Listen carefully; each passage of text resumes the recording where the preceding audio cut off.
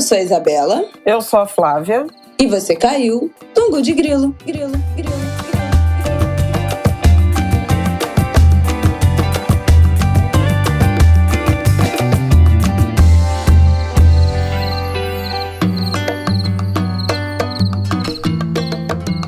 Oi, gente! Boa terça-feira pra vocês, mais um Angu de Grilo no ar, episódio 176.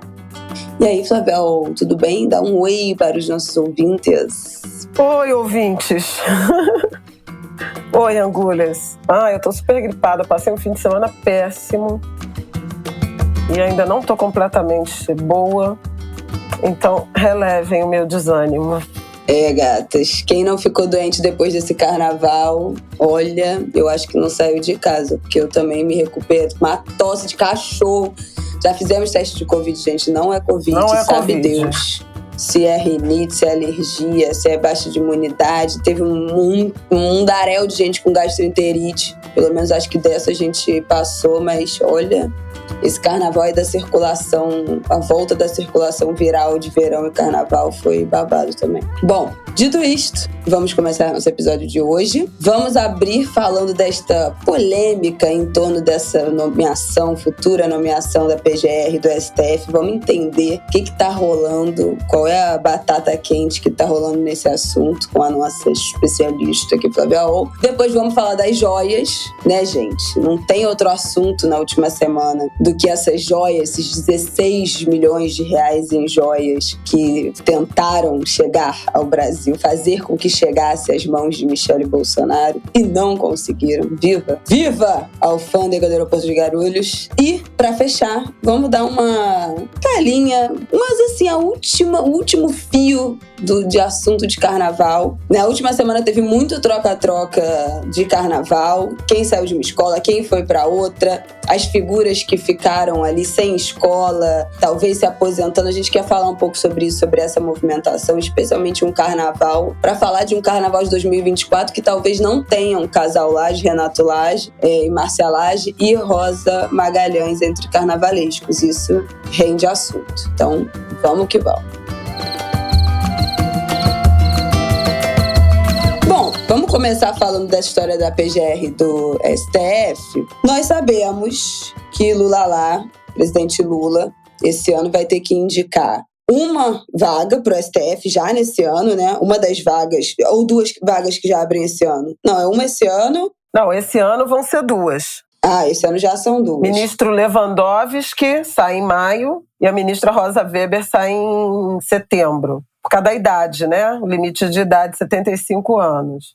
Então, ele vai indicar 2 e tem uma possibilidade de ser uma terceira, porque corre por aí que o ministro Barroso vai se aposentar antes da idade limite. O PGR é em setembro, porque o Augusto Aras foi escolhido pelo Bolsonaro em 2019, pelo ex-presidente, né, Jair Bolsonaro, em 2019, referendado pelo Senado. Aliás, é bom sublinhar isso, que né? destreza. Os 2 cargos, eles são sabatinados pelo Senado Federal e o Aras foi reconduzido em 2021. Vamos lembrar que, na época, já existiam as evidências, né, de alinhamento do Aras com o Bolsonaro, porque em plena pandemia, todas as iniciativas, atribuições que ele deixou de cumprir, e ainda assim o Senado aprovou o nome dele, incluindo Renan Calheiros, que era vice-presidente da CPI da Covid. Então, assim, isso é só para não responsabilizar somente um indivíduo, né, Bolsonaro,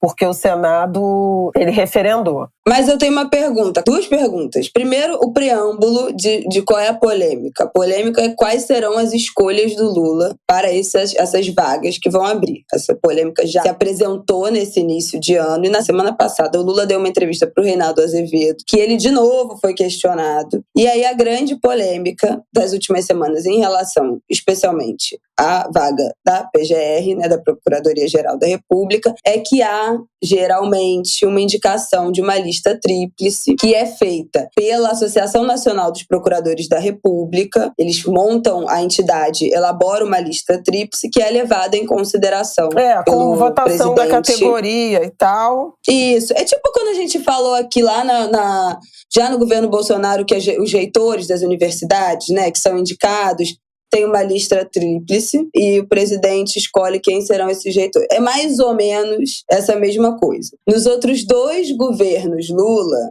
ele foi apresentado a essa lista tríplice e indicou e nomeou um dos 3 indicados da lista. No governo Bolsonaro, teve lista tríplice e ele nomeou uma pessoa que não estava, né? O Augusto Aras não estava nessa lista, então ele não seguiu a indicação. Que eu acho que geralmente, e aí eu lembro, quero trazer a história dos reitores, porque foi um bafafá do governo Bolsonaro, porque geralmente é aquilo, é de bom tom, precisa indicar, é obrigatório indicar alguém da lista? Não é obrigatório indicar alguém da lista. É de bom tom? É de bom tom. E aí o Bolsonaro não indicou, não escolheu um dos 3 selecionados pela entidade, né, pela Associação Nacional. E o Lula disse que dessa vez ele vai fazer o que o coração mandar e que será uma decisão pessoal e de muita meditação e que vai conversar com muita gente. De muita meditação, eu não acreditei. Mas aí qual é a polêmica, Flávia, em torno disso? Qual o problema dele escolher alguém de fora da lista? Bom, o Lula consagrou, né, a partir do governo dele, desde o primeiro mandato, tanto ele quanto Dilma escolheram os primeiros nomes da lista tríplice. Temer inovou ao não escolher o primeiro nome, ele escolheu a Raquel Dodge, que era o segundo nome da lista tríplice, e Bolsonaro ignorou completamente. Não está na legislação que o PGR tem que ser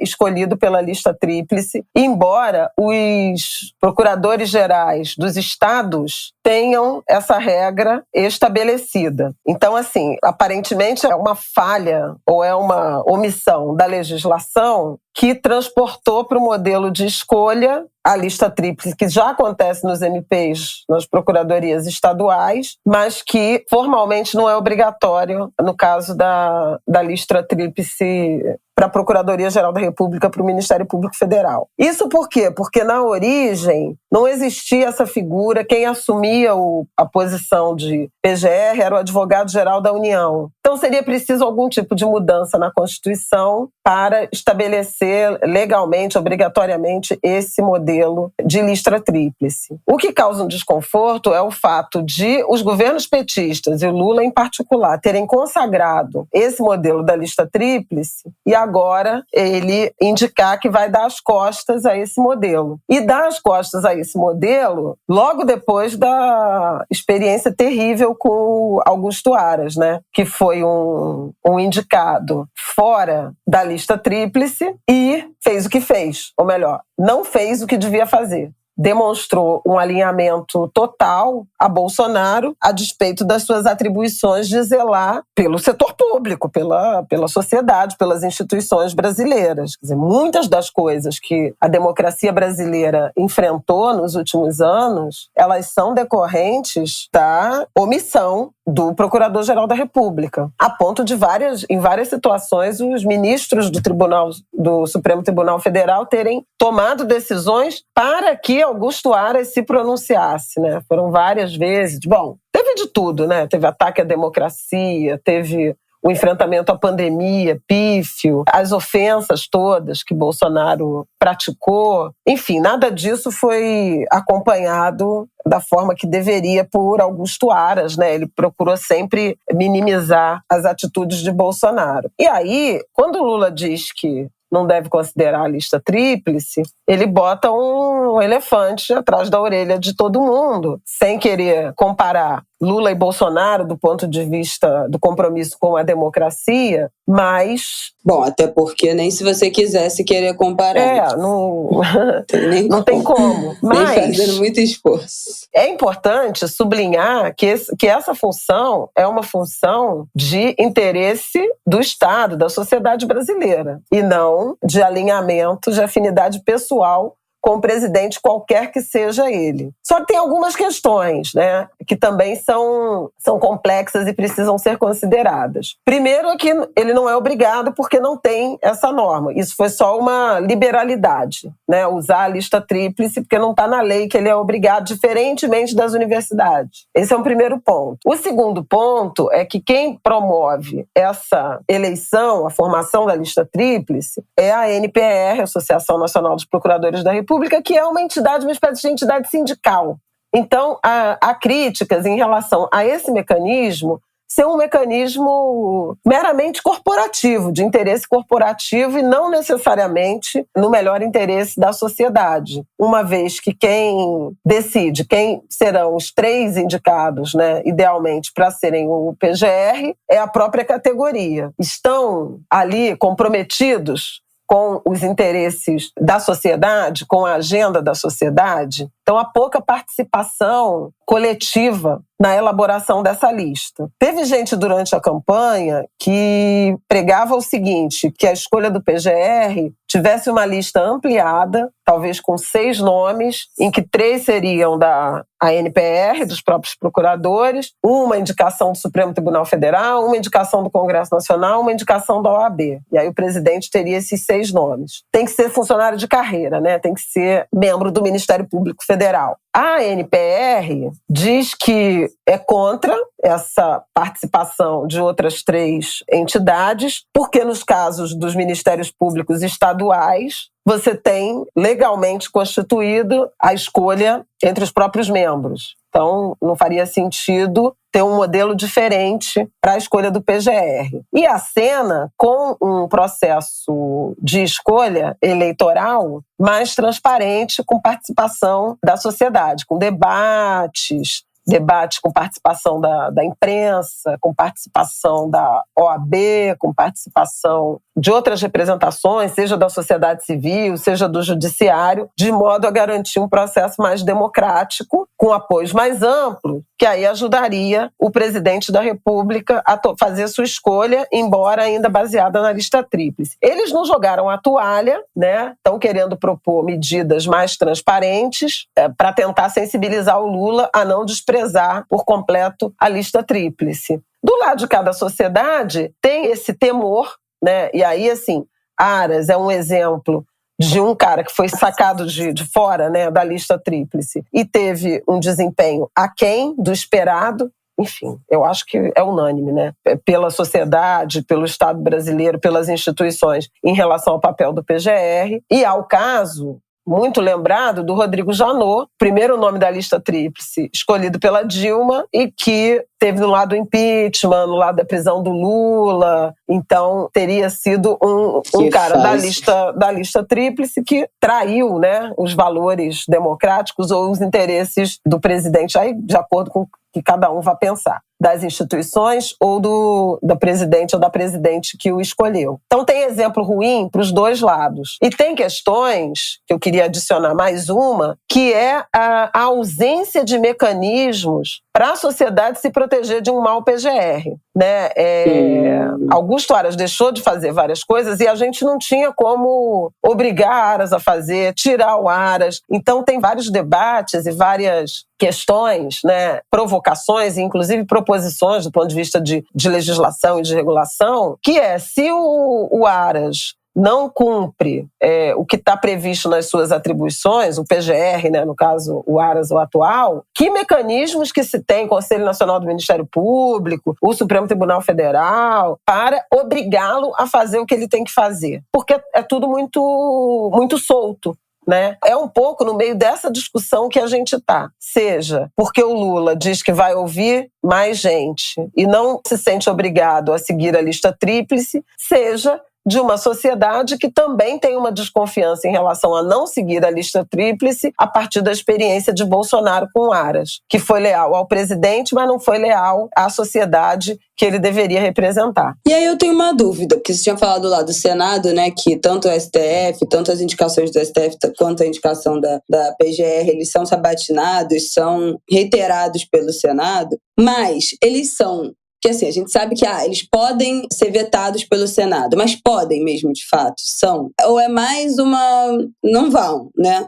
Em tese podem, mas não são. Porque o principal critério é o notório saber jurídico, né? E, de modo geral, não são pessoas que não tenham saber jurídico. E as perguntas são perguntas que não necessariamente comprometem, né? Especialmente quando você tem assim, um Senado mais conservador, de modo geral, o cara responde o que os senadores querem ouvir. E aí são aprovados. E aí depois é que o babado começa. E normalmente assim, o cara é indicado, aí ele faz uma peregrinação, ele já encontrou com vários senadores em privado, em reuniões, em almoços, não sei o quê. Ele cria um clima de campanha que dificilmente, não lembro de nenhum caso de PGR rejeitado pelo Senado. Agora, de qualquer maneira, não significa que os senadores não tenham responsabilidade. E eu acho que no caso do Augusto Aras, que já tinha feito um primeiro mandato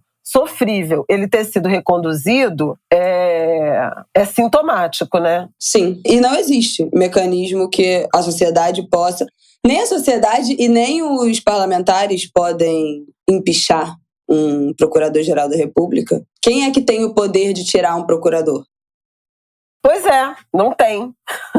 Nem o presidente? Não, claro que não, porque o presidente... Não, ele pode não reconduzir, entendeu? O mandato é fixo, são 2 anos. Mas o cara, não há nada que a pessoa faça que ela... É isso. Viu? Achei aqui uma notícia. Desde 1988, Gente, mas nunca isso aí... teve um procurador, a indicação de um PGR rejeitado pelo Senado. Meu Deus! Passada, chocada. Não, isso com certeza é um problema. Mais um problema aí para nossa jovem democracia, né, minha gente? Bom, eu acho que tá explicada, né, a polêmica. Aí tem essa leitura, entendeu? A exoneração envolveria uma votação no Congresso. Não acontece, entendeu? É muito complicado. E demora. Bom, tudo demora horrores. Até lá já acabou o mandato. Exatamente. Porque, assim, o presidente pediria destituição, o que é muito improvável, porque é o presidente que indicou, e o Senado deve autorizar essa destituição a partir de um voto de maioria absoluta, não qualificada. Ou seja... É menos sobre destituir e mais sobre garantir que ele cumpra as suas atribuições. Então, assim, o Lula vai ter que indicar um procurador até setembro e a gente está no meio dessa polêmica em relação a usar ou não a lista tríplice. Que lista tríplice será essa? Meramente de formação corporativa ou com outros elementos, com apoio de organização da sociedade civil, algo mais amplo, mais democrático, como a NPR promete resolver, ou com a indicação de outras organizações da sociedade civil, por exemplo, a OAB, por exemplo, ONGs, né, ligadas à questão do judiciário. O Biratã Caseta, que é o presidente da ANPR, que é um procurador também, ele dizia, poderia ter debates e arguições em relação a de que forma que esse PGR se posicionaria. Por exemplo, está tendo agora um debate super importante no Supremo Tribunal Federal, que aliás a votação retoma essa semana, sobre a questão da filtragem racial. É um pedido de habeas corpus com anulação das provas produzidas em razão de uma abordagem com marcação racial de um indivíduo que foi condenado por tráfico de drogas em Bauru, São Paulo. A polícia viu o sujeito encostado num carro, era um homem preto, ele resolveu revistar e achou 1,5 grama de cocaína. A partir daí, prendeu em flagrante e tal, o cara foi condenado acho que a 9 anos ou a 7 anos. E o Tribunal de Justiça de São Paulo reduziu para 2 anos, mas a Defensoria Pública está pedindo para desconsiderar. 1,5 grama. Mas esse é um outro debate. É porque, assim, 1,5 grama é um debate que está parado no Supremo há muito tempo sobre qual é a quantidade de droga que configura porque a nossa lei de drogas uso, não tem né, essa... o consumo, que a gente não tem. Mas a questão é que é tudo absurdo. Mas é absurdo porque os policiais disseram que abordaram porque era um cara preto parado, encostado num carro. E aí, o que a PGR fez nesse julgamento? Tá 3-1 perdendo, né? O ministro Fachin, que foi o relator, ele votou pela anulação dessas provas produzidas por marcação racial, dessa abordagem policial baseada em raça, filtragem racial. E ele tá perdendo? Tá perdendo. Alexandre de Moraes... O Brasil. Alexandre de Moraes... Que já era crime. Luiz já Toffoli, foi crime antes de descobrirem o que nem deveria ser crime, né? Porque minha leitura é essa. Os policiais tomaram uma atitude criminosa, né? De preconceito. Então, os policiais já cometeram o crime antes de descobrir a droga. E aí, tudo bem, já é outro debate, que 1 grama de cocaína não é tráfico nem aqui, nem em lugar nenhum do planeta. Mas beleza, mas aí é outra discussão. Mas assim, se interrompe antes, né? Pois é. Acabando, não tem descoberta. É sobre isso. Cara tá com uma droga. Vez que os policiais disseram que abordaram, que desconfiaram porque era um cara preto, a Defensoria está dizendo ao Supremo, olha só, isso aqui é filtragem racial, essas provas não devem ser consideradas, porque elas foram motivadas motivadas pelo racismo e tal. O Fachin disse, é isso. Mas Alexandre de Moraes, André Mendonça e Luiz Toffoli disseram que não, porque o cara estava perto de um lugar que é boca de fumo, e aí não me interessa, qualquer um poderia ter sido abordado. Enfim,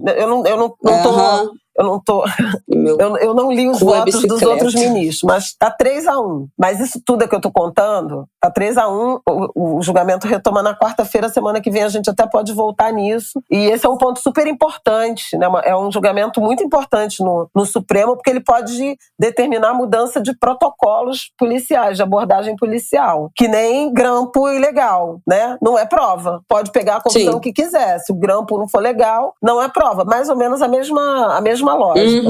Mas o que eu tô querendo dizer sobre isso... Não, porque a Lindora Araújo, a vice-procuradora-geral da República, foi lá dar a posição dela e disse que foi contra a tese da Defensoria, dizendo que não tem nada a ver, que estava com droga, num lugar onde é de venda de cocaína, que os traficantes não botam quilos de droga na mochila. Todo mundo sabe que eles usam uma quantidade pequena justamente para não configurar tráfico e tal. Mas, assim, a Procuradoria-Geral da República fazendo uma defesa no Supremo Tribunal Federal contrária a um debate que a sociedade quer travar sobre abordagem policial. Eu trouxe isso para falar de como a Procuradoria-Geral da República pode se posicionar contra um debate coletivo importante, relevante da sociedade, para somar com a ideia de que a escolha deveria ser mais democrática e não personalíssima no interesse do que a sociedade está debatendo. E aí, nesse sentido, quando o presidente da NPR fala a gente está disposto a fazer uma campanha para chegar numa lista tríplice mais alinhada com o debate da sociedade, isso é importante, entendeu? Do que ser o PGR, que é meu amigo e que não vai me prejudicar. E no que diz respeito ao Supremo Tribunal Federal, o presidente indica e o Senado também reverencia. Aí vai ser uma questão mais rápida, porque o Lula está praticamente decidido a fazer do Cristiano Zanin, que foi o advogado dele, né, nesse caso todo, da Lava Jato e tudo mais, sucessor do ministro Ricardo Lewandowski. E ele até falou, se eu indicar o Zanin, todo mundo saberia por quê, e ele é merecedor e tal. E aí, assim, eu só queria botar no momento em que a gente discute tão intensamente, né, diversidade no Ministério, e cobramos do Lula, e o próprio Lula disse, me cobrem, entendeu? É nada, né, de debate social. Pensar, não estou discutindo se o Cristiano Zanin tem mérito ou não, tem qualidade ou não para ser ministro do Supremo. Ele é um cara jovem, que tem 47 anos, vai ficar até os 75, tem notório saber jurídico. Mas o critério é essa proximidade e esse merecimento em razão de serviços prestados ao Lula, né? Por que a gente está debatendo somente os nomes que aparecem? Mais um homem branco no lugar do Lewandowski, provavelmente uma mulher no lugar da Rosa Weber, e não mais que isso. Então, assim, é sobre também a sociedade participar desse debate sobre indicação ao Supremo Tribunal Federal. Uma casa que tem 9 homens e 2 mulheres e que não está escrito em lugar nenhum que tem que ser 9 homens e 2 mulheres. 9 homens brancos, ou 8 homens brancos, 2 mulheres brancas e um homem pardo. Se o ministro Nunes Marques se autodeclarar, ninguém sabe, né? Ele me parece um homem pardo, né? Embora não tenha nenhum tipo de atuação no sentido da identidade racial ou dessa sensibilidade. Imagina. Mas eu acho que o debate está muito pobre, né? É um debate praticamente de naturalização de uma composição monótono de vem aí mais um homem branco para o Supremo. É um cargo quase vitalício, que vai até 75 anos, quando a sociedade tem outras demandas. E o próprio resultado desse julgamento que a gente acabou de mencionar aqui, ele poderia ser diferente se houvesse mais diversidade de gênero e raça na composição do Supremo. Com certeza. Então, assim, acho que o Lula poderia ser mais sensível a esse momento, né, da sociedade brasileira. E aí não tem que ser... Ele poderia, por exemplo, se ele tiver que indicar 3, ele podia indicar 3 mulheres. 2 mulheres negras e uma branca. Ele não tem que indicar um homem branco só porque está saindo um homem branco, né? Substituição. Ai, isso é deprimente, gente. O STF é deprimente em questão de diversidade. Meu Deus do céu. As instituições são, né? Mas assim, a gente está discutindo isso, então não eu acho que mas nunca... é porque assim, o Brasil caminhou para um modelo de democracia em que tudo acaba sendo decidido pelo STF, né? Tudo. A última palavra de tudo famosa é o STF. Judicialização da política. E a última palavra de tudo é o STF que decide, e um monte de homem branco e 2 mulheres brancas, entendeu? Então assim, não dá. Os brancos estão em tudo, é verdade. Mas assim, serem de fato as pessoas que dão a última palavra sobre os destinos, os rumos, as grandes decisões do país, pra mim é mais deprimente nesse caso, né? Porque foram essas pessoas que enfim, não vou nem listar. Tudo que o STF fez ou deixou de fazer, ou quanto contribuiu ou atrapalhou a nossa democracia nos últimos anos, né? Que se estamos aqui hoje é graças ao STF no bom sentido e no mau sentido. Então, não ter diversidade é um problema. E aí eu acho que, enfim, gênero não resolve, né? Porque mulher branca e homem branco são irmanados quando a questão é racial. Esse negócio de que a mulher tem mais sensibilidade, não sei o quê. Minha filha, depende. Porque tá sempre citada aqui, né? Damares é uma mulher. Vamos sempre ter esse referencial na nossa cabeça quando a gente achar que gênero significa alguma coisa quando a gente está falando de busca por igualdade de direitos, especialmente racial. Esquece, as mulheres brancas não estarão, muito menos se o sujeito em questão for homem preto. Então, deixa pra lá. Vamos passar pro nosso próximo bloco, que eu não vou arrumar mais confusão. Não, pois é. Então, é isso. Então, é polêmico, mas é uma questão que precisa ser discutida. Aí você tem ministro Benedito Gonçalves, do STJ, que é sempre um candidato ao Supremo Tribunal Federal. O juiz federal André Nicoliti, que é outro, que aparece, inclusive, foi um artigo da nossa Sueli Carneiro, muito forte, que saiu na Carta Capital, fazendo a defesa de um ministro negro para o Supremo Tribunal Federal e falando do juiz André. A gente até pode botar esse link na nossa sinopse. Mas o professor Conrado Hübner também tem escrito na Folha, semanalmente, sobre essa questão da falta de diversidade no Supremo e como isso está naturalizado. Então, assim, eu quis trazer esses 2 assuntos aqui para a gente, para dar um pouquinho de complexidade, mas abrir um pouco mais esse debate sobre, mais diversidade na indicação ao Supremo, de um lado, e o outro, as regras e os mecanismos de controle, de garantia de cumprimento das atribuições do PGR ou da PGR. Então vamos para o nosso próximo bloco, podemos, Flávia?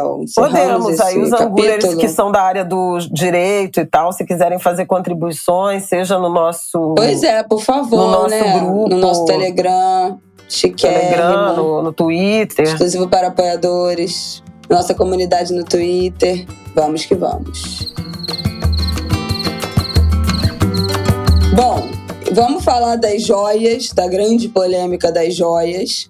Acho que a essa altura desta terça-feira já está todo mundo sabendo, né, que foi descortinado na semana passada a história de que tentaram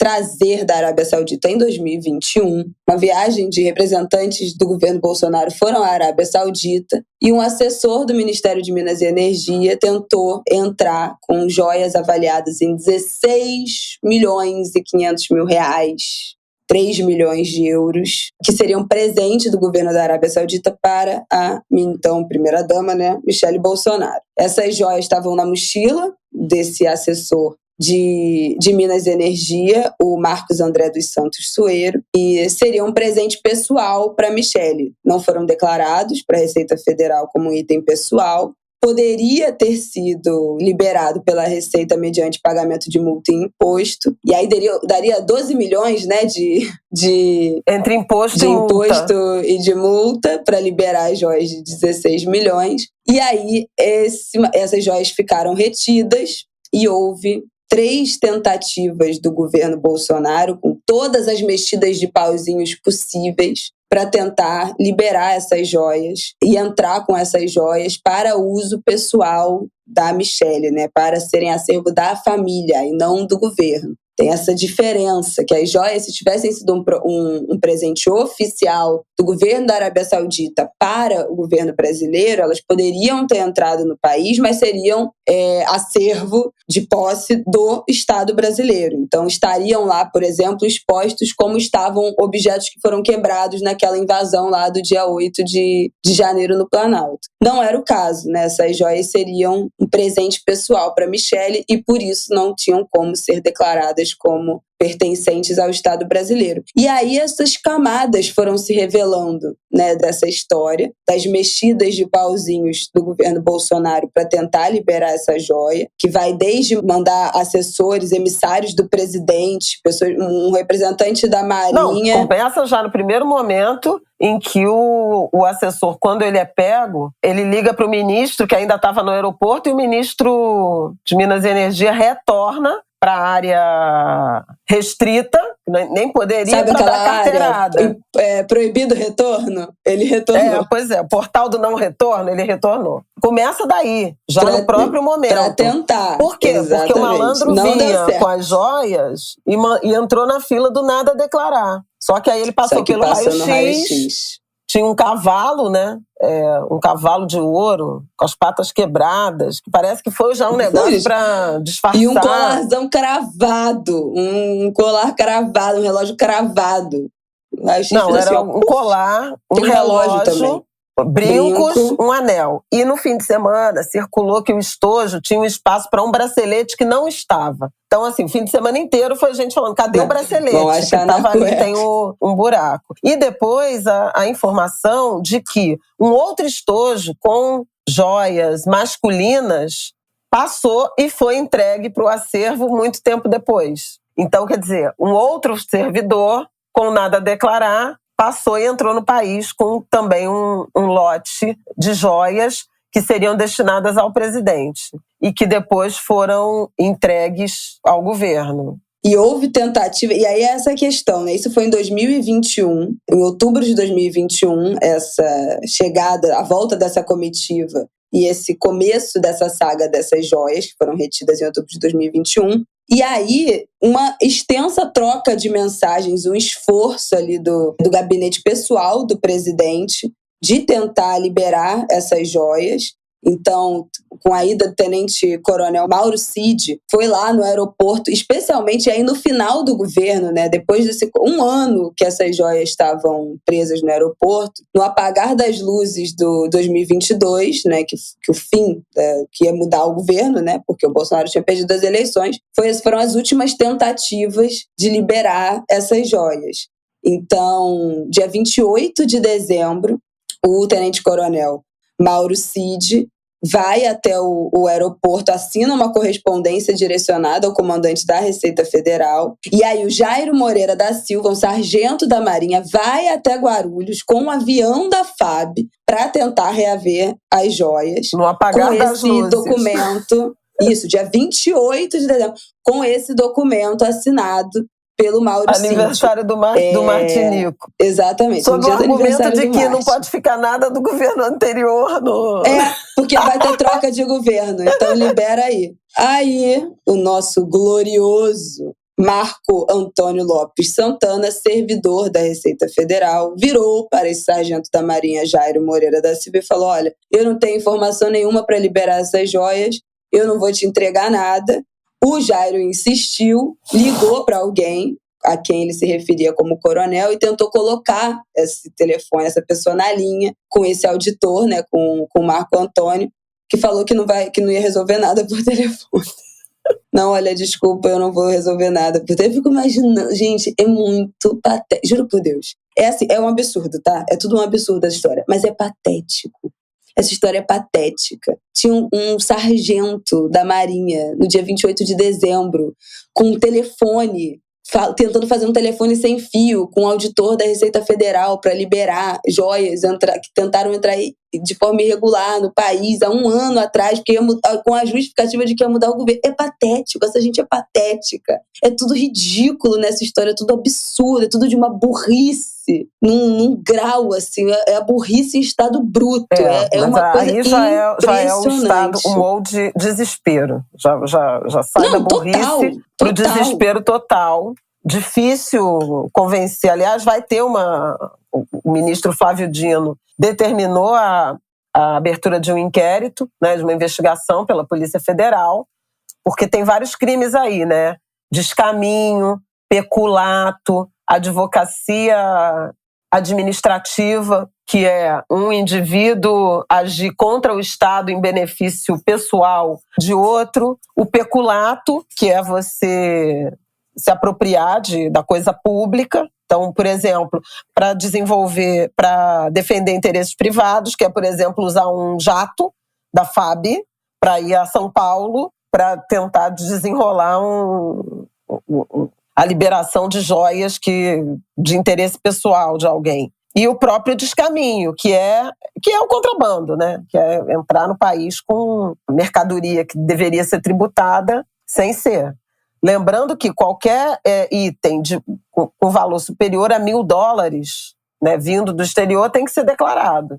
Tem umas questões sobre item pessoal, que tem uma Quem flexibilização. Quem já foi taxada, levanta a mão. Pois Então, essa é uma coisa. Mas paguei. É uma questão que as pessoas acham, não sabem. E eu já fui taxada, tenho lugar de fala. Aquela série também, Aeroporto Área Restrita, que é gravada em Guarulhos, fala sobre essa barreira alfandegária de Guarulhos, tanto da perspectiva do tráfico de drogas, tráfico de arma, tráfico de pessoas, quanto de entrada de objeto irregular no país. Então, tem muita gente que traz para revenda, né, e é barrado, e tem muita gente que traz para uso pessoal e é de fato taxado, paga e libera. Eu já comprei celular fora, né, porque é muito mais barato do que comprar no Brasil, e fui taxada. E aí, quando você é taxada e há o reconhecimento de que é uso pessoal, você paga na hora a taxa e você entra com seu aparelho, você regulariza e você entra com seu aparelho. Então é isso, eles poderiam entrar com a joia de 16 milhões, mas eles teriam que pagar uma multa, que nesse caso era de 12 milhões. Porque o negócio é caro, a multa é cara, corresponde ao valor do item, mais uma porcentagem, tem uma conta lá. Quando você também compra um produto de fora, também já fui taxada nisso. Quando você comprei disco lá numa loja internacional para ser entregue aqui na minha casa. Vai lá para Curitiba, né, que a alfândega dos Correios é no Paraná, e aí você é selecionado ou não, e aí fui taxada. Me taxaram num valor, eu contestei, porque o valor da minha compra não era aquele que eles tinham colocado, era mais baixo, eles revisaram, paguei a taxa, foi liberado, chegou na minha casa. Então, não é ilegal você comprar uma coisa de fora e trazer, ou no aeroporto, ou comprar pela internet para ser entregue na sua casa, mas você pode ser taxado. É aleatório, pode ser taxado. Se você pagar, você regulariza o seu bem e você entra. E aí tem umas questões que tem alguns limites, né, do que você pode trazer, e tem algumas regras do tipo, você não pode ser 3 coisas idênticas, mais do que 3 coisas idênticas, não podem ter algumas coisas que configuram que aquilo ali você trouxe para revenda. Se você tiver muitos itens comprados fora que extrapolem esse valor, mas que se justificam, que sejam itens de uso individual, é só você pagar e entrar. Mas muita gente escolhe não pagar, porque é caro, então vale mais a pena, entre aspas, perder o produto. Muita gente paga e entra, e aí, né, fica no prejuízo de alguma forma, mas tem algumas coisas que são retidas porque identifica que, por exemplo, nesses programas Aeroporto Área Restrita, você vê, a pessoa vem com a mala com 20 camisas iguais, com 5 bolsas iguais. Isso não é uso pessoal, isso é revenda. Então isso não pode, né? Então não adianta, ele fica retido e depois vai ser leiloado nos leilões da Receita Federal. Inclusive abriu outro dia que tinha um monte de iPad. Menina, tem um que tá maravilhoso. Tem iPad, tem Apple Watch, tem MacBook, tá tudo baratíssimo lá. Os lances mínimos estavam maravilhosos no leilão da Receita Federal. Nem vi como é que terminou esse leilão. Mas assim, dezenas de milhares de coisas. Tem um lote que é R$40 mil o lance inicial, que é com bolsa Louis Vuitton, sapato Lobotan. É só essas coisas que as pessoas trazem mega quantidade para revender aqui. Então, assim, não é proibido você comprar coisa fora e trazer, se for para uso pessoal. E neste caso, havia interpretação de que seria mesmo para uso pessoal. Pode entrar, mas tem que pagar.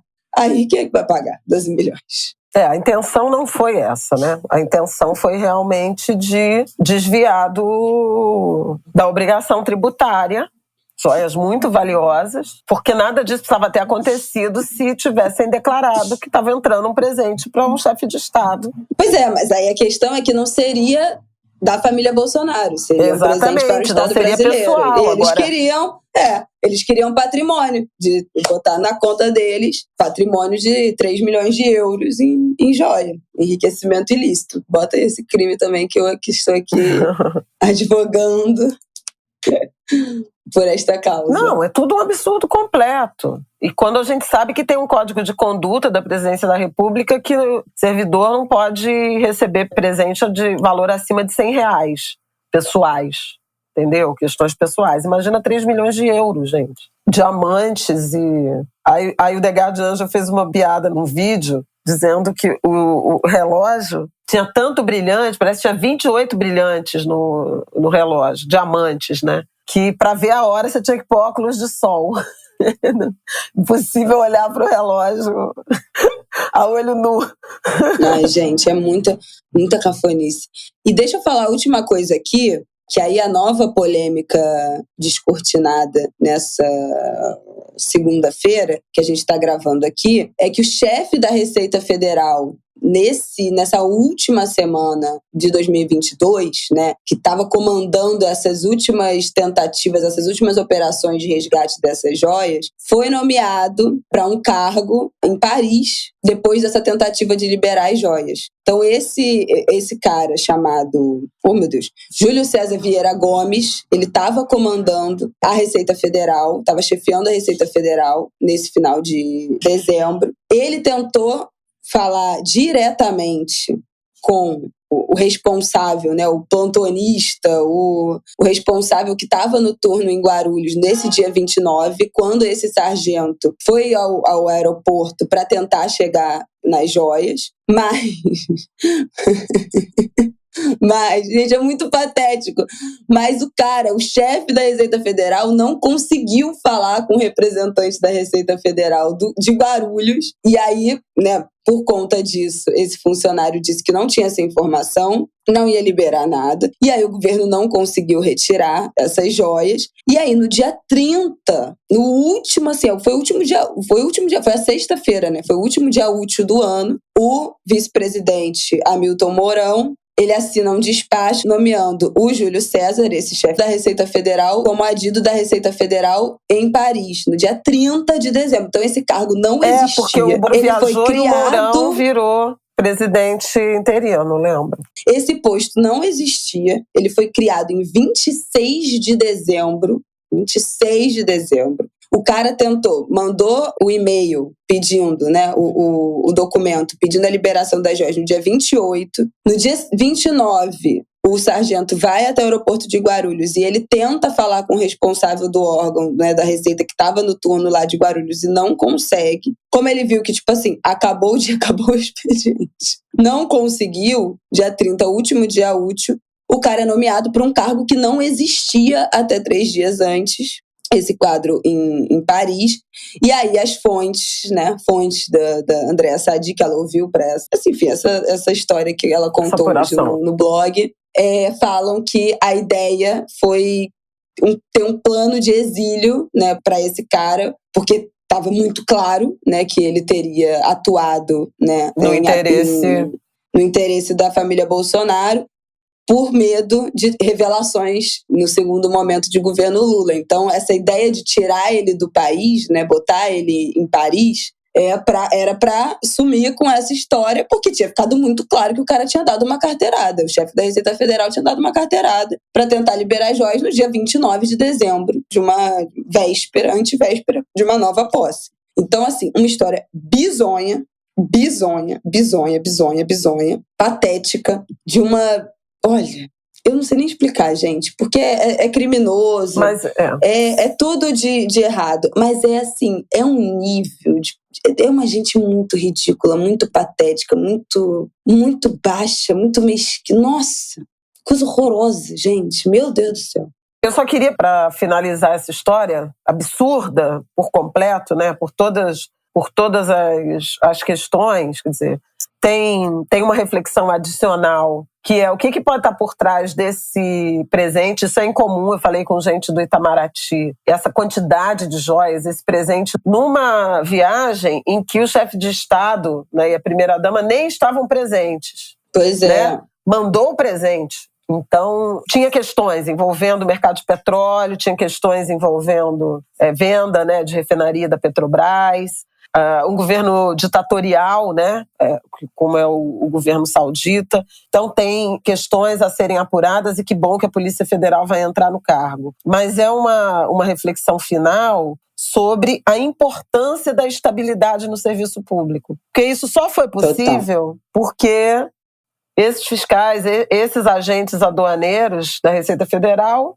são profissionais concursados e com estabilidade. Então, podem peitar o ministro de Minas e Energia, o coronel X, o sargento Y, até o presidente da República na direção de cumprir os deveres que tem com o Estado. E isso é importante porque a gente, de vez em quando, debate reforma administrativa, né? E a própria reforma administrativa que o Paulo Guedes apresentou durante o governo Bolsonaro, ela punha fim em instabilidade em várias funções públicas.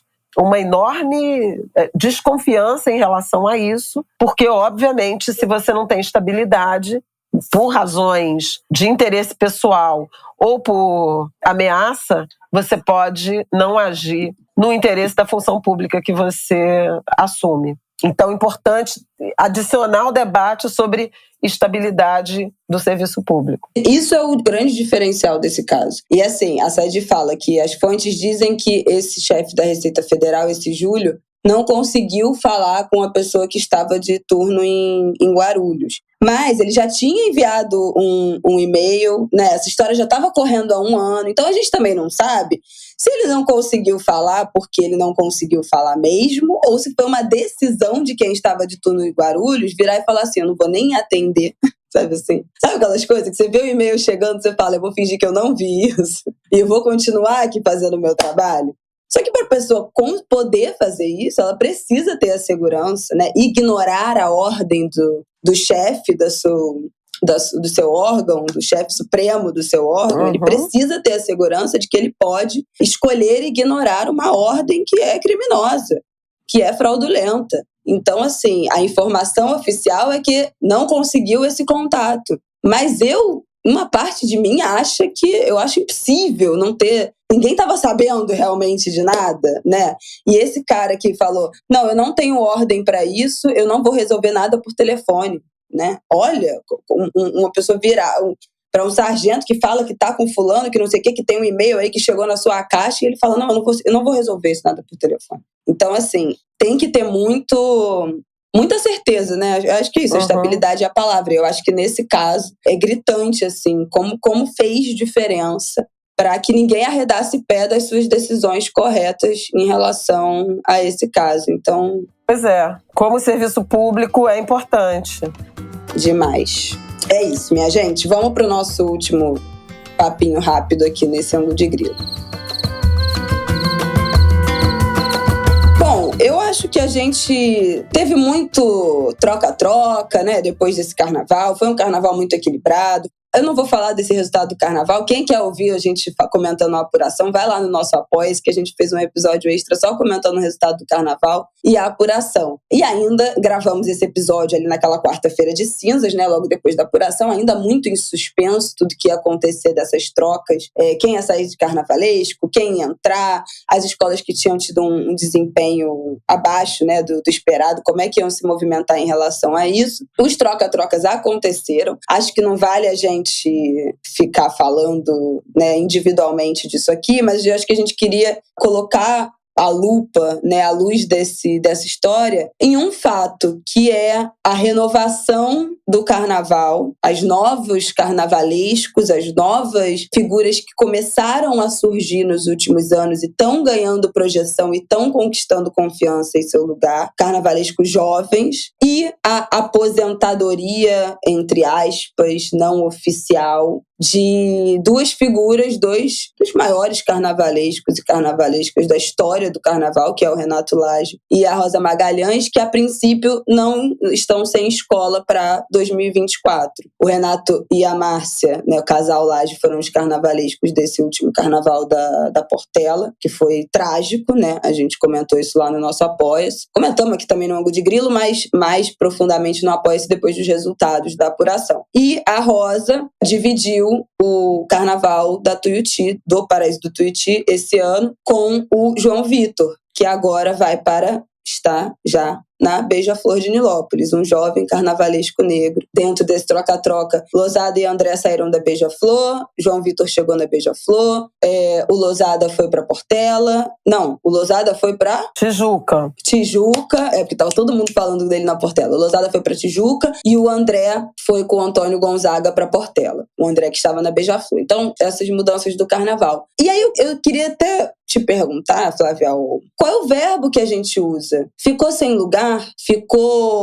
Sobrou? Se aposentou? Parou? Como é que a gente descreve? Porque eu acho que assim, quando a gente está falando do Renato Lage e da Márcia, eu acho que teve um desgaste muito grande na imagem deles nos últimos anos. Inclusive por questões políticas, inclusive por comportamentos do casal em relação ao carnaval, à festa. Teve um desgaste dessa relação, né? E eu acho que muito por questões políticas e que já desgastaram a imagem dos dois e também que não foram superadas, não foram eclipsadas por excelentes desfiles, excelentes carnavais, né? Então, assim, há um desgaste da imagem, há um desgaste da estética, talvez, do modelo, da linguagem do Renato como carnavalesco, talvez, podemos falar disso, de uma falta de uma atualização, de uma falta de uma renovação, a gente falou aqui no Ângulo de Grilo, e muito se debateu sobre aquele carro do navio negreiro da Portela no ano passado, muito criticado. Então, uma falta de uma atualização desse olhar estético em relação às questões raciais. E nesse carnaval da Portela, de novo, né, um carnaval que deu tudo errado, não só por culpa dos carnavalescos, a Portela tem problemas de outras naturezas também, mas as coisas se entremeiam. Então, um desgaste estético, um desgaste político, um carnaval que não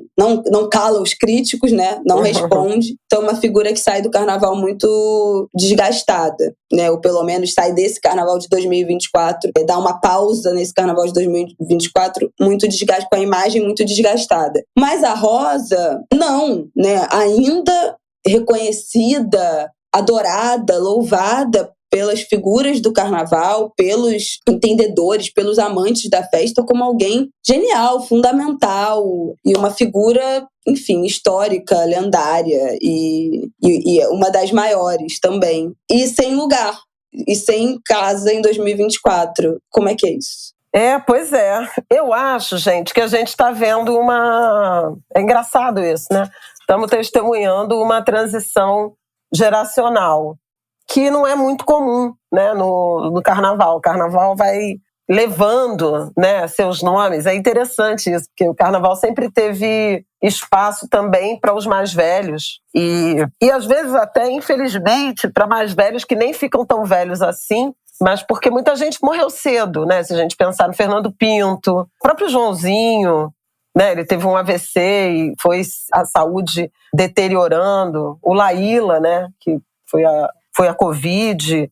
Muitos desses nomes não exatamente, trabalhariam até morrer e não trabalharam até morrer porque tiveram a existência abreviada. Mas eu vejo como o grande saldo do carnaval de 2023, depois de tudo que a gente passou, de pandemia e desse carnaval apressado, a transição geracional. Eu até escrevi uma coisinha que eu mandei pro nosso grupo, Bela, que é das 6 escolas, né, que ficaram em primeiro lugar, só a Beija-Flor tinha o Lousada, que tem 65 anos e dividiu com o André, então não é exatamente, né, um protagonismo solitário, individual, mas a única escola que tinha um carnavalesco solo, né, com mais de 50 anos foi a Vila Isabel, com Paulo Barros, que não por acaso, a gente falou do quanto ele foi capaz, né, de artisticamente se reapresentar, né? O Paulo Barros, de fato, e eu já falei aqui várias vezes, a Isabela fica mordida, mas eu vou repetir, ele produziu o carro mais impressionante do Carnaval de 2023, aquele São Jorge. E eu não sei se eu comentei aqui, mas eu encontrei o Bora e o Haddad, o Leonardo Bora e o Haddad e o Mestre Fafá, deixa um beijo aqui para os três, no desfile das campeãs, no final do desfile das campeãs. O Bora falou assim, não, aquele carro era muito impressionante, aquele São Jorge. E olha que a gente fez São Jorge pra caramba, porque ele tinha um carro só de São Jorge, né? A Grande Rio com o Zeca Pagodinho, que eram as várias representações. E ele falou, é muito impressionante, porque o carro é lindo.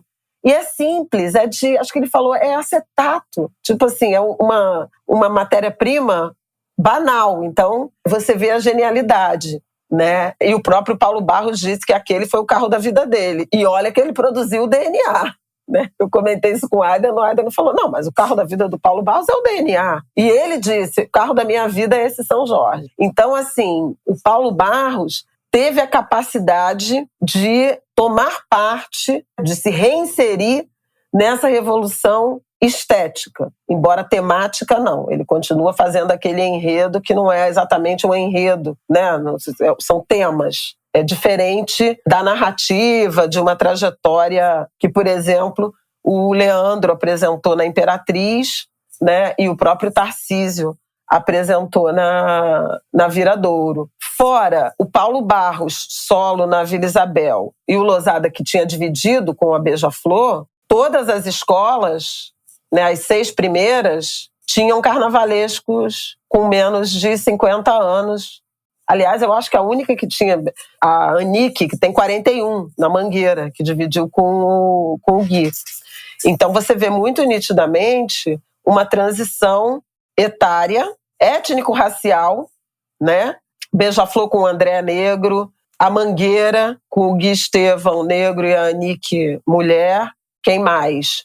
Aí Leandro Viradouro Tarcísio é um homem branco, mas também jovem. Aí você tinha a Tuiuti, que veio com a Rosa, e o João Vitor, agora na Beija-Flor, mas é um homem negro, né, um jovem negro. Então tem alguma coisa acontecendo do ponto de vista de um tanto mais de diversidade étnico-racial, e a expectativa é de que... Porque a Anique virou um exemplo solitário, né, feminino, de gênero não, mas étnico-racial, e de estética e de narrativa, né, que eu acho que se consolida. Eu acho que o Leandro é o cara que inaugura isso, quando ele chega em 2016 na Mangueira. Eu ia falar isso. Com a Maria Bethânia, mas a forma como ele fez aquele enredo, mas aí depois, nos anos seguintes, Com Dinheiro ou Sem Dinheiro Eu Brinco, História para Ninar Gente Grande, que é o enredo da Marielle, aí vem o Empretecer da Beija-Flor. Que delírio, né, que virou isso.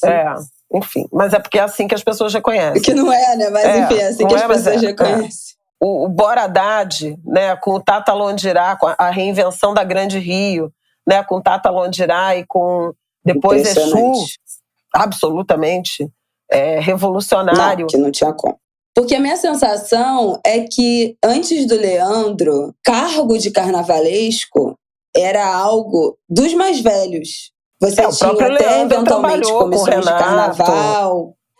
As equipes, né, que tem, obviamente tem o carnavalesco, né, talvez um responsável, mas tem uma equipe, tem os pesquisadores, tem a galera que faz os enredos, as sinopses. Então, uma equipe que era mais diversa e mais jovem, mas que não tinha, que o cargo de carnavalesco tinha um peso que também era de uma experiência, que falava muito de uma experiência do que você já viveu, dos carnavais que você já viveu. Então, assim, só os mais velhos poderiam sentar naquela cadeira e coordenar de fato, assinar de fato um carnaval carnaval. Não era reconhecida a capacidade. E é óbvio, gente, que assim, se você é carnavalesco de uma escola de samba, do grupo especial do Rio de Janeiro, você tem que ter uma experiência de trabalho, né? Não basta você ter ótimas ideias, você tem que já ter feito, tem que ter botado a mão na massa. Então, tem um acúmulo ali, você tem que viver ali alguns carnavais para estar habilitado para isso. Mas a sensação que dava é que, assim, que eram sempre os mesmos grandes carnavalescos de sempre que estavam já ali há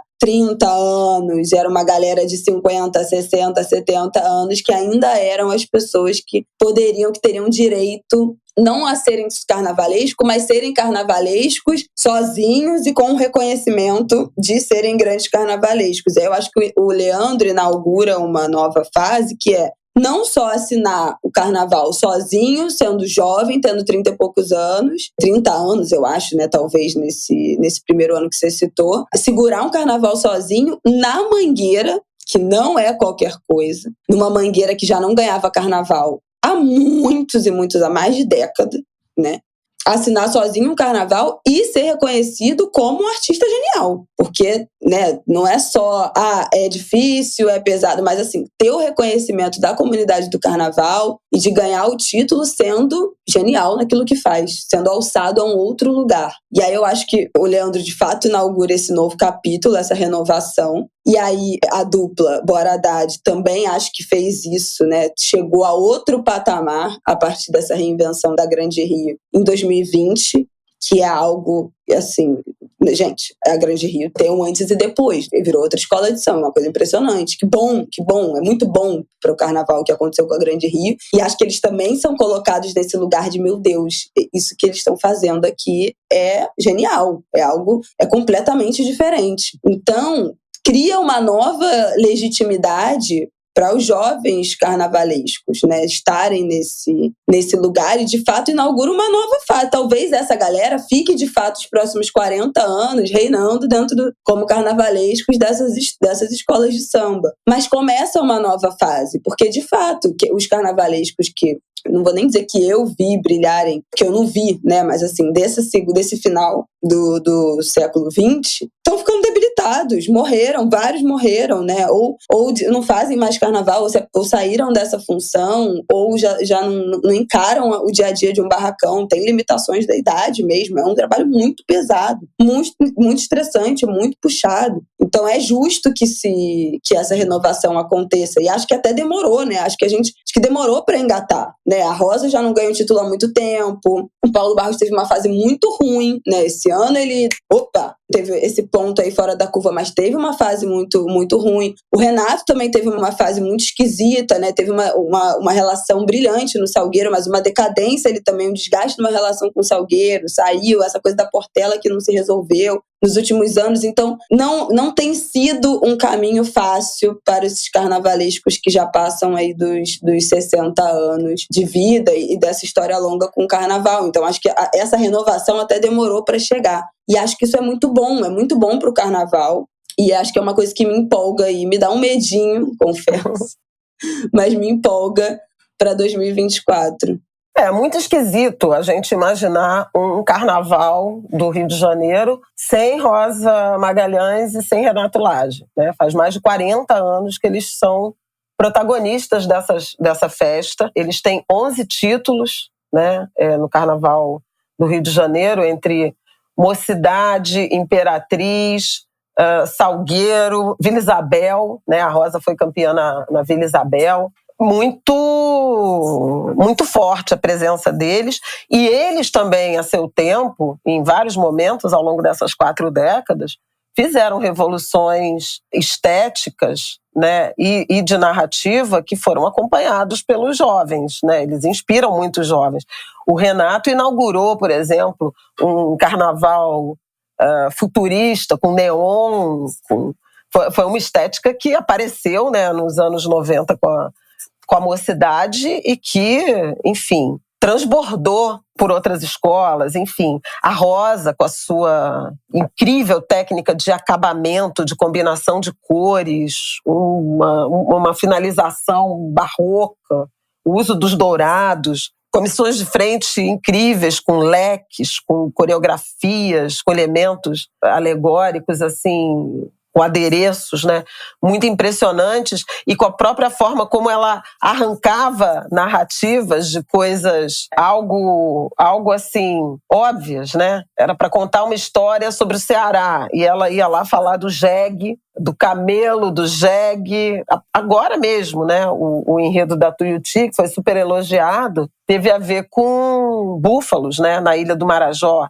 Então não é um enredo sobre o Pará, mas não é sobre o Pará, né? Vem toda uma criação, uma construção fantástica. Tem gente que acha que ela... Porque nenhum dos dois anunciou que vai parar. O Renato Lage falou em um ano sabático. Pois é, tudo extraoficial, né? Ele falou em um ano sabático, e a Rosa, em princípio, está sem convite, mas tem muita gente que acha que ela poderia se manter como enredista, porque ela é uma grande contadora de história e desenvolve, né, desse jeito. Mas até aqui não se sabe. Mas eu acho que, de toda forma, a gente pode sim falar numa transição geracional no lado estético do carnaval. E daqui a pouco vamos começar a bater as portas no lado musical, né? A gente já tem, por exemplo, Mestre Fafá, Mestre Lolo da Imperatriz, muito bom. Mestre Fafá, eu sou super fã. E as próprias vozes, né? Aliás, a gente já está vendo a própria Imperatriz com Pitty, né? Um cantor novo, muito bom também. Agora, eu só queria fazer uma ponte, que talvez a gente falou do Leandro inaugurando essa transição geracional, mas a transição narrativa, que também apoia isso, ela se deu muito em razão do governo Crivella, né, e da recessão, que reduziu o patrocínio. Carnavalescos mais jovens foram desafiados a produzir carnaval com menos dinheiro, sem patrocínio, com mais criatividade, com uso original e diferente de materiais. Eu acho, quer dizer, aqui não é glamorizar a pobreza, a falta de dinheiro e tal, mas sem dúvida alguma você não ter aqueles enredos patrocinados, né, com imposições. Iogurte. Entre outros, não, né? Gente, a gente cada teve vez que a gente já vários. teve que assistir na Avenida. Né? Mas assim, acho que não ter tido isso. Eu acho que isso também foi um ponto que estimulou muito essa transição. Os carnavalescos tiveram mais liberdade para apresentar suas histórias, porque não tinha enredo patrocinado, aquela imposição dos enredos CEP e tal. Menos dinheiro, a obrigação de pensar em outros materiais, em formas mais criativas. Então teve todo um conjunto, né, de fatores que levaram talvez a isso que eu estou chamando de transição geracional. Vamos ver se ela é de verdade. O fim dos enredos patrocinados faz muito bem ao carnaval. No sentido enredístico. De qualidade, enfim, mesmo, de abordagem. Muita limitação. Os enredos afros têm, nesse período 2006, 2010 a 2020, talvez, a 2016, 2006 a 2016, os enredos afros praticamente sumiram, sei lá, porque tinha tantas outras enredos patrocinados, né, que quando não tem dinheiro aí faz um enredo afro, isso era piada, né? Esse ano vai ter patrocínio? Não tem patrocínio, então é um enredo afro. E aí são os sambas que são os melhores sambas, né, que tem uns desenvolvimentos muito diferentes. Mas assim, gente, na própria Beija-Flor teve um monte de enredo CEP, muito mais ou menos, porque era patrocinado. Teve o Manga Larga Marchador, que foi patrocinado, que foi um ótimo desenvolvimento de enredo, foi um excelente desfile, eu desfilei, adorei. Olha, eu nem gosto de desfilar, mas esse ano eu desfilei. Mas assim, entendeu? Não dá. Eu não tenho nem dúvidas que enredo, quando você não tem uma obrigação, né, de contar uma história por causa de dinheiro, aquilo abre possibilidades para você apresentar, analisar, trazer, apresentar histórias muito diferentes.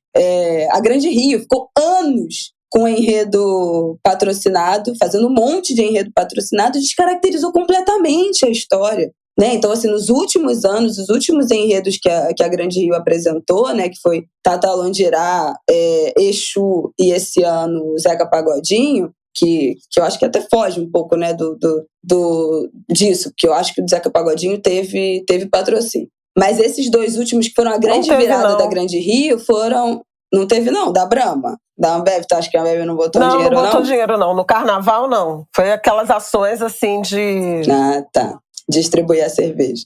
Diante. Ação de marketing, bom, enfim, mas não bancaram o carnaval, a grande virada da Grande Rio foi sem patrocínio, porque a Grande Rio estava fazendo enredos tenebrosos nos últimos 10 anos, né? Que não tem... Que imagina, uma escola grande como da Baixada Fluminense merecia uma história melhor. E conseguiu entregar sem esses enredos patrocinados. Então isso é bom pro carnaval. Foi bom pro carnaval, para essas viradas do carnaval. E aí eu acho que até pra gente entender essa nova linguagem e aprender e selecionar melhor. Não tô falando que não é pra fazer enredo patrocinado, né? Porque isso às vezes remunera melhor a escola, melhora a qualidade do carnaval e tal, mas tem um pouco mais de critério para aceitar certas ofertas.